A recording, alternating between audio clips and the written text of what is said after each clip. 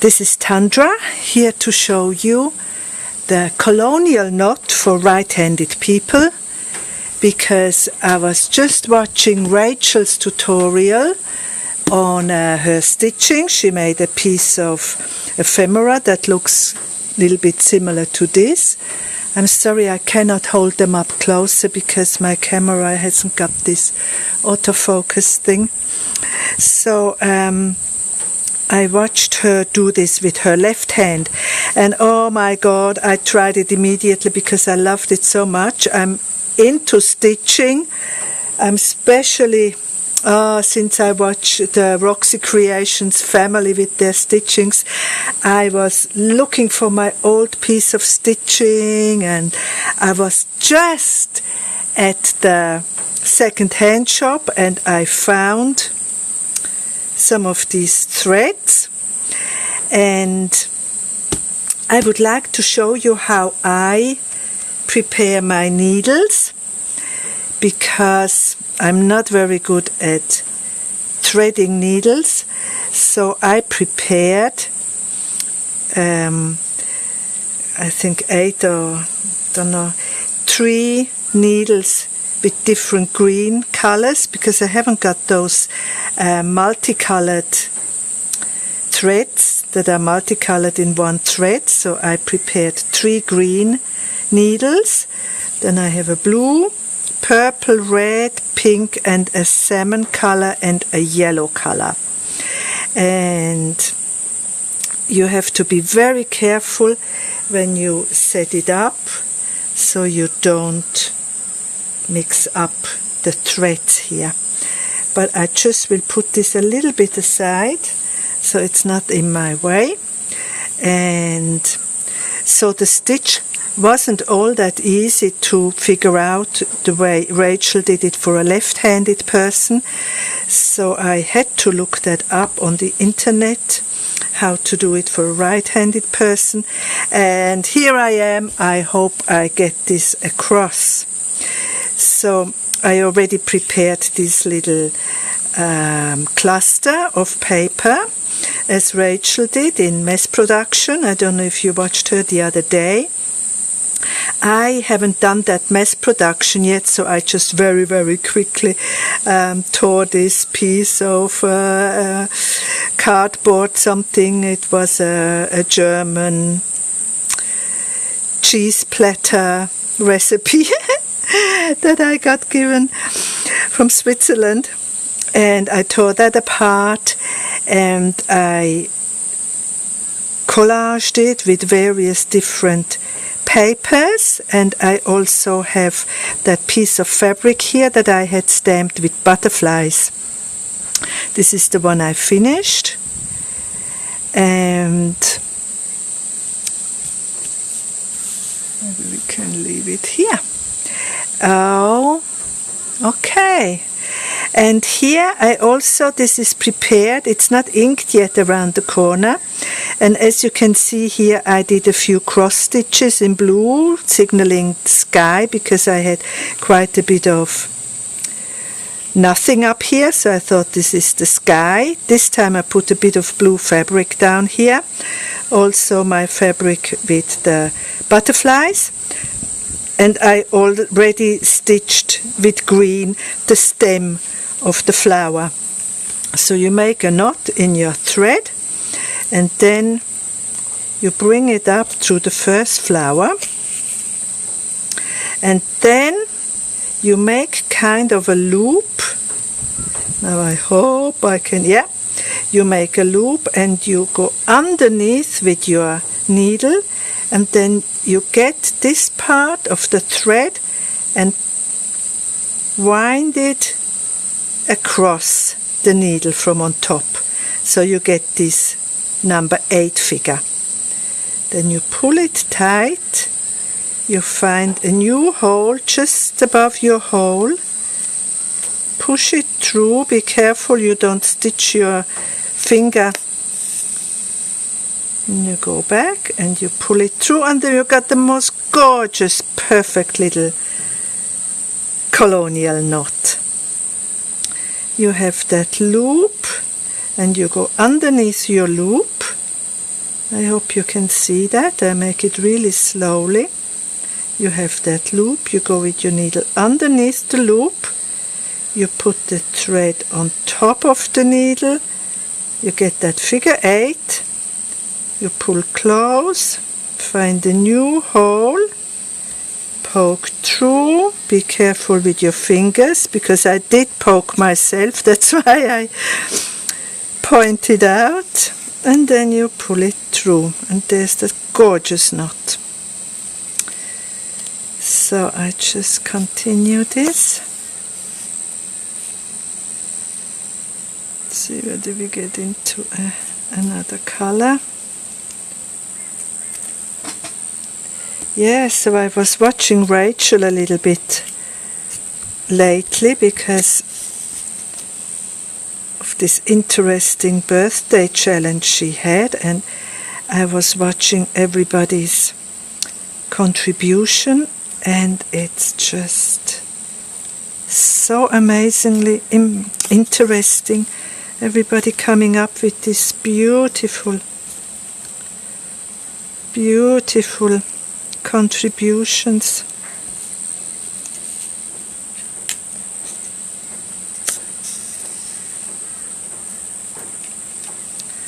Two other colors there. And then after the last video of, so now I like this, so we go underneath like this into the loop and put it on top. It's not so easy when one is not so focused.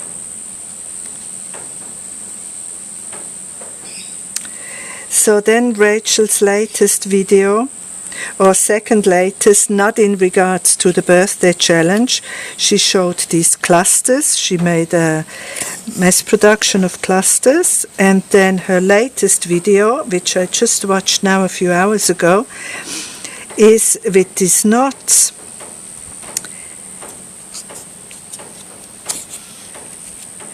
And lucky I'm already preparing myself for this stitching, because I must say this Roxy Creation family, their stitchings are so beautiful. Especially, I think, those little pieces that her mother made for her, and she made a book cover out of something that her mother made. One was like whitish. Oh, extremely beautiful. And then another, the Asian one, where she had like Japanese fabric that she had slow stitched. So I was preparing myself to get back into stitching, I must say, because I have a little bit of a piece that I made once upon a time. So see, now I finished the yellow, so I go in the back and I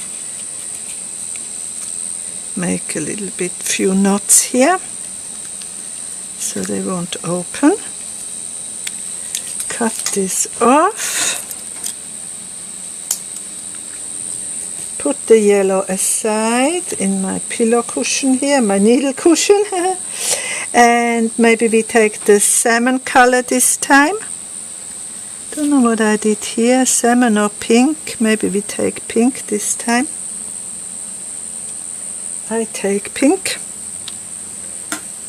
and make a knot at this end.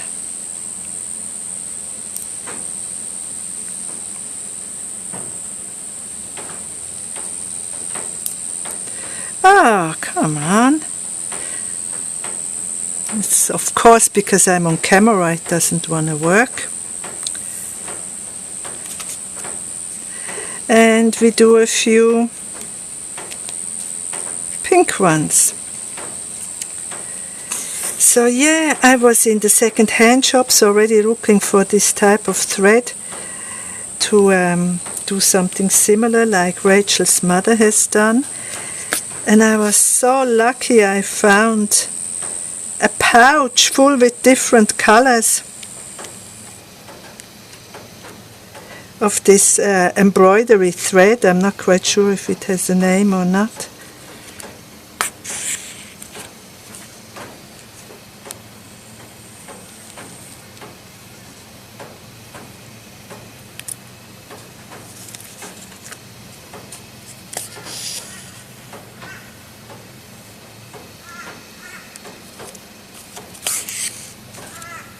It doesn't take too long to do these clusters, like, you know, I started them from scratch because I didn't had that mass-produced ones. So I quickly jotted this together, and the stitching, and it's not bad at all. Very rewarding. I mean, it's so gorgeous, the outcome. And I'm so happy I learned this stitch.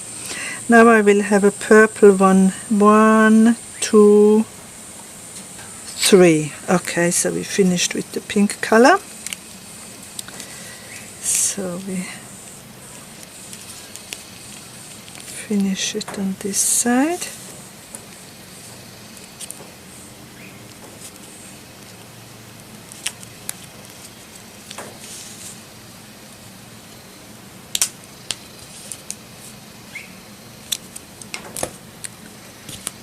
Pink aside, get the purple out.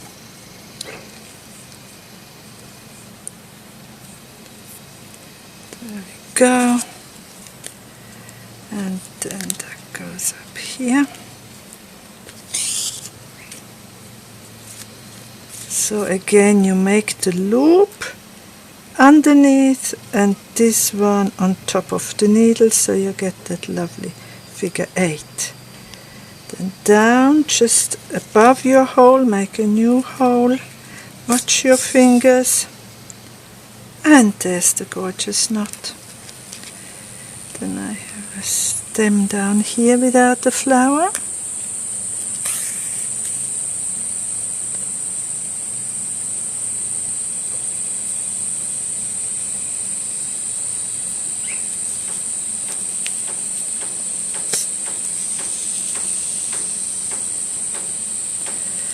They all have flowers, and that's the last one then.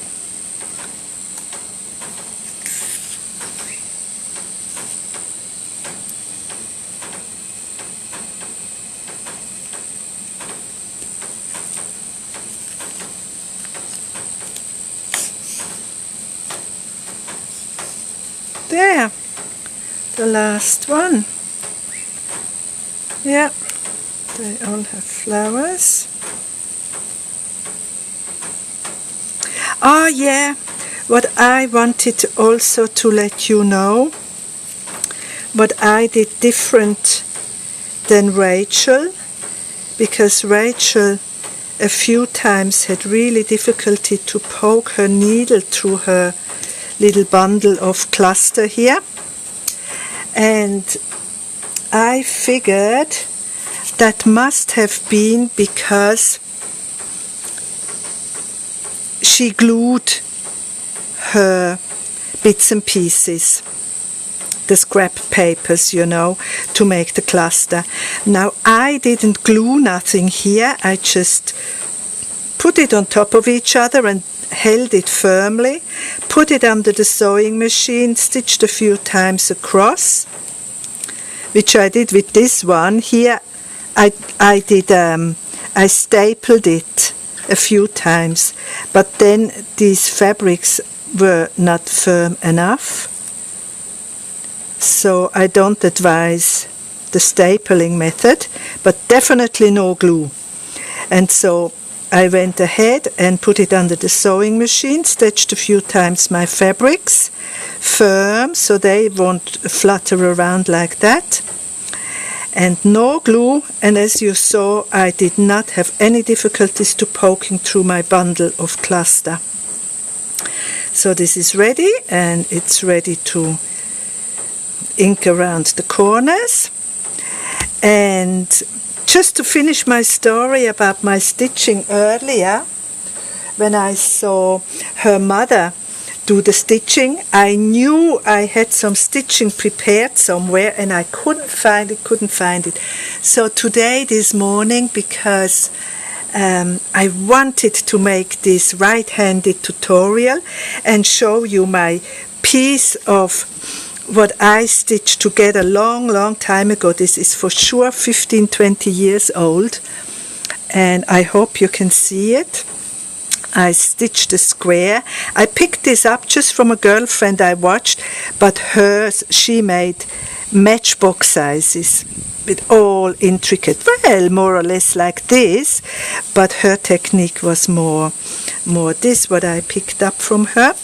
So I stitched out here my square that I wanted to work in. Then I laid these fabrics here and I stitched with various stitches. I stitched that on. That's with the sewing machine. You can see that's with the sewing machine. I stitched that on